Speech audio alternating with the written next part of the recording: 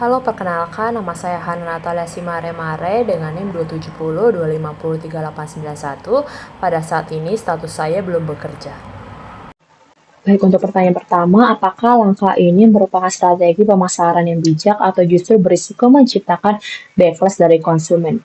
Nah, menurut pendapat saya, memanfaatkan momentum isu politik dan demonstrasi untuk menyuarakan solidaritas itu bisa jadi strategi pemasaran yang bijak jika dilakukan dengan hati-hati dan konsisten dengan nilai brand. Konsumen masa kini, terutama generasi muda sekarang itu, cenderung mengapresiasi brand yang berani menyuarakan sikap sosial dan juga peduli terhadap isu kemanusiaan.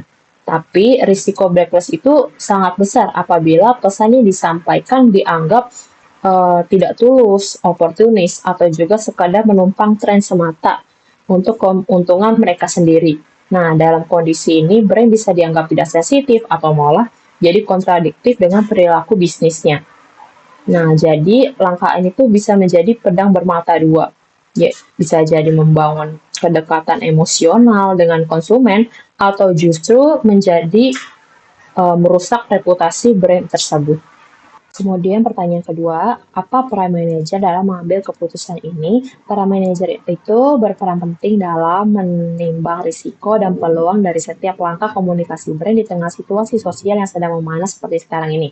Nah, mereka harus memastikan bahwa keputusan yang diambil itu harus selaras dengan visi, misi, dan juga nilai inti perusahaan, serta tidak bertentangan dengan praktik bisnis yang sedang dijalankan.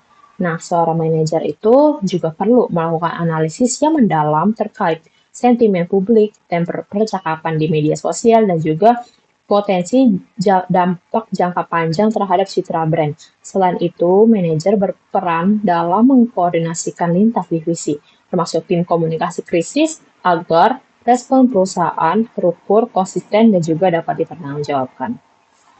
Kemudian pertanyaan ketiga adalah jika Anda menjadi manajer pemasaran suatu brand, apakah Anda akan tetap meluncurkan kampanye saat situasi sosial sedang memanas? Nah, jika saya menjadi manajer pemasaran, tentunya saya akan sangat berhati-hati dalam meluncurkan kampanye di tengah situasi sosial yang sedang sangat sensitif.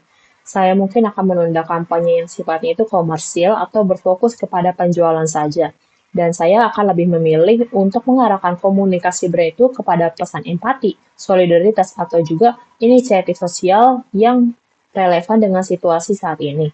Alasannya itu ya karena peluncuran kampanye komersial di tengah krisis sosial itu justru bisa dianggap tidak peka dan memancing kritik dari masyarakat. Sementara kampanye yang menekankan nilai kemanusiaan itu justru meningkatkan kepercayaan publik. Nah, prinsipnya itu menempatkan kepentingan publik di atas kepentingan bisnis jangka pendek untuk menjaga keberlanjutan reputasi brand dalam jangka panjang.